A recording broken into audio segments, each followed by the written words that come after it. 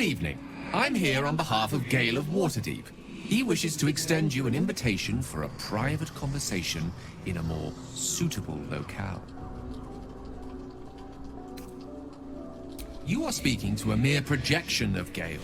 His appearance, his voice, and a certain measure of his personality, reconstituted in this case to play as emissary and usher. Would you care to join him? What little I could glean from the portion of his mind that is open to me, it is a matter most urgent. Gladly. Simply follow yonder path, and soon you will find him.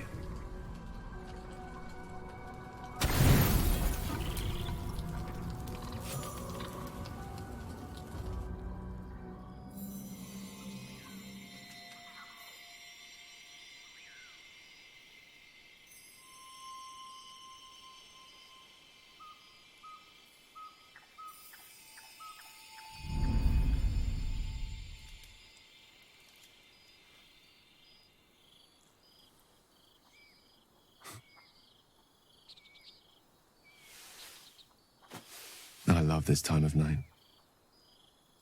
There's an almost reverent silence that accompanies the peak of darkness, when you'd almost believe the dawn will never break. The cradle of eternity. The timelessness of lovers. That most beautiful of fantasies.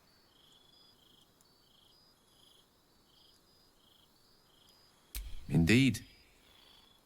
The curse is still present, of course. Just veiled and at arm's length for now. Not a trick I can repeat often, but tonight is different. This may be my last night alive. I wanted it to be under a canopy of beauty and wonder. And with company to match. I thought this place might bring me peace. I thought it might make the weight of what I must do feel a little lighter. But I'm not so sure.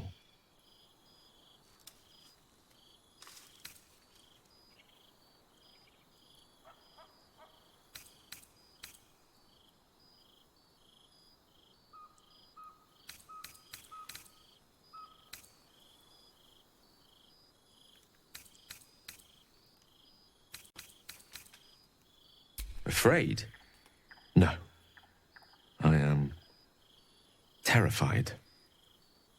But fear, or courage, or reason cannot change the charge I've been given. There is no point in running from the inevitable.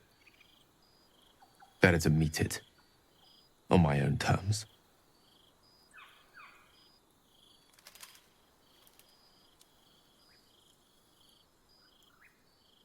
One moment with you could sate me for a lifetime and prize the fear from my heart. I'm so very glad you came to share this with me. I know this is all unreal, but I created it for you. You must know that you're very special to me. If things were different, if we were home, I'd have taken time to do things properly. To say it all better. But time is short. I'm in love with you.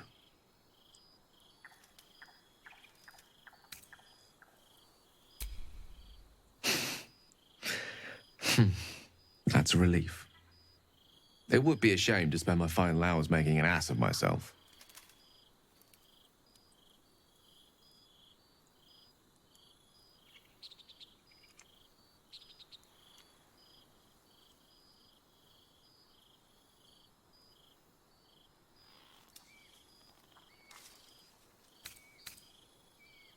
Not if I have any say in the matter. I want it to be perfect.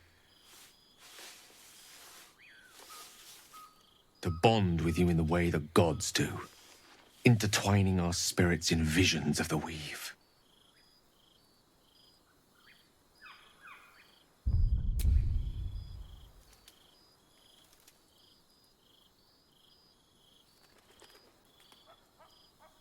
how about the perfect night in Waterdeep? Yes? Let's imagine how it would be.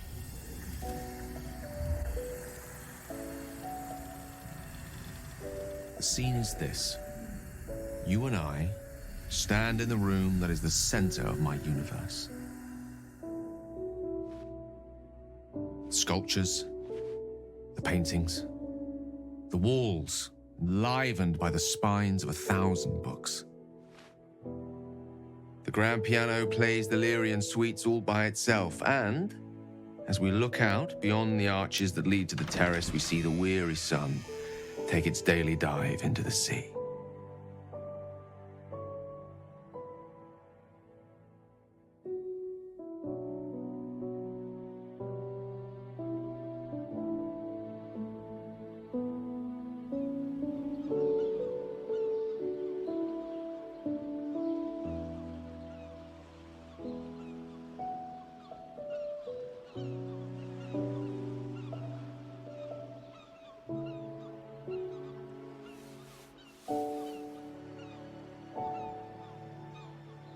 My favorite spot. Many times, evening turned to night and back to daybreak once more while I sat here, lost in words.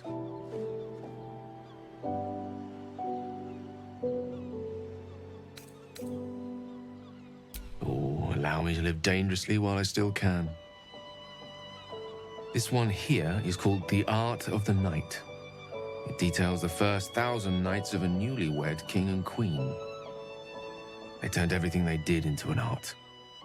The art of conversation, the art of taste, time-honored and newly acquired. The art of the body, the exploration and acceptance of the self and the other. The art of the night itself. I say we take a page from their book.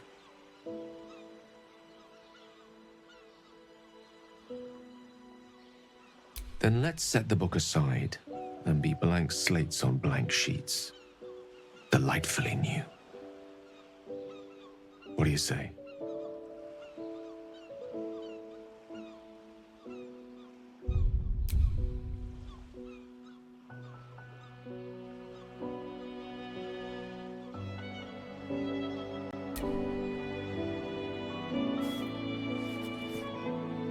The stars will be our bed.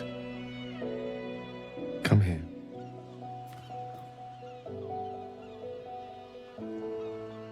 I confine ourselves to the pleasures of mortal flesh. There's but one stitch in a vast tapestry. Let me show you more.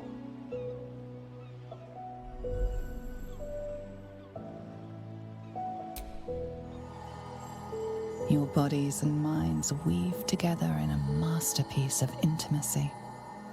Never have you felt such wonder, such love, as vast as the universe itself, and just as heavenly.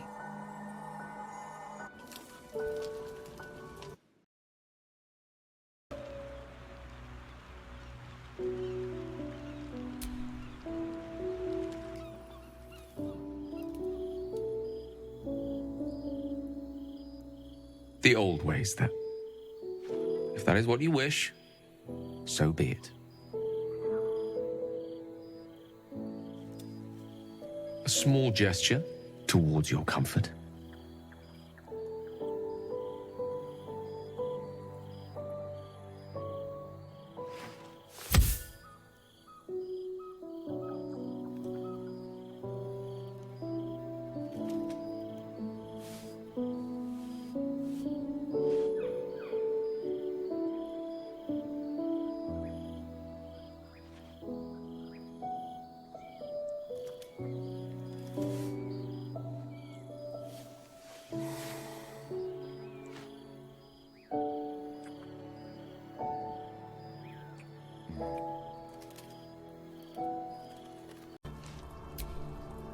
I wanted to talk to you about our night together. Have you ever walked to the very edge of a great precipice and shuddered at how easy it would be to step into the void?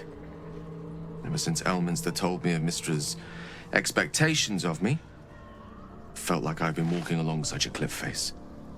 The great drop to nothingness, never out of my sight. But you led me away from the edge. Without your words, your touch, I fear I would have sought purpose and solace in that void. You reminded me what living can feel like.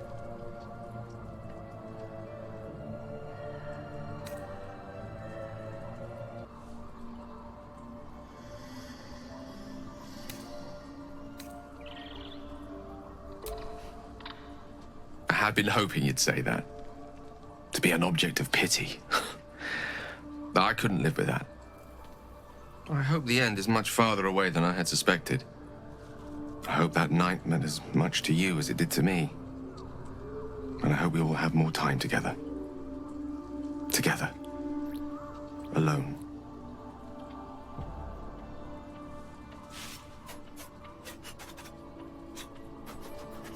I'll see that there is. Woe betide anyone who tries to stop me. Anything I can do for you, consider it most enthusiastically done. There's nothing that would give me greater pleasure.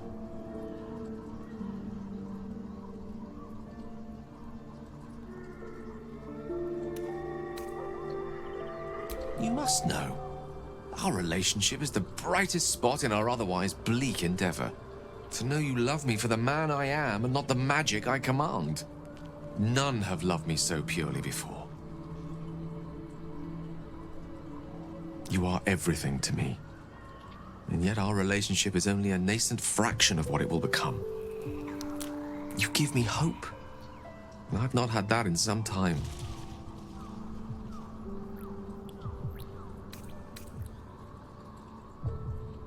Grateful, mostly. For meeting you. For having someone who cares that I'm here, alive, and not reduced to a cloud of netherese vapor. Someone apart from my Tressim, that is.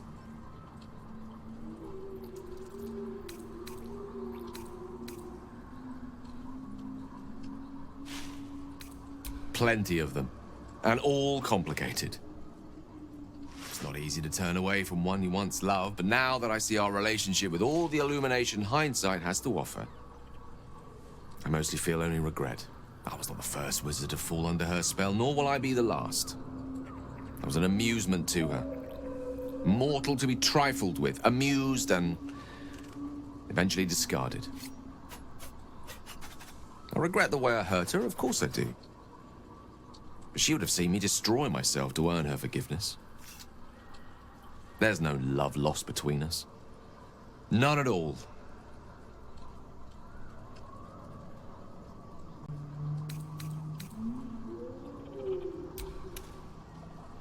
What a question. No. You're not the first. Though you are the first since my relationship with Mystra came to its ignominious end. When the true danger posed by my condition became apparent, I had no choice but to sequester myself away from civilized society. A reclusive wizard. Who'd have thought? After so long with Mystra, I have to say the pleasures of mortal love are much sweeter than I remember.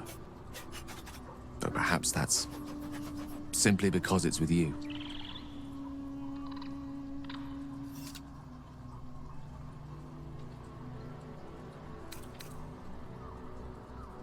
I'm many things to many people, but I'm never a man to throw the L word around lightly.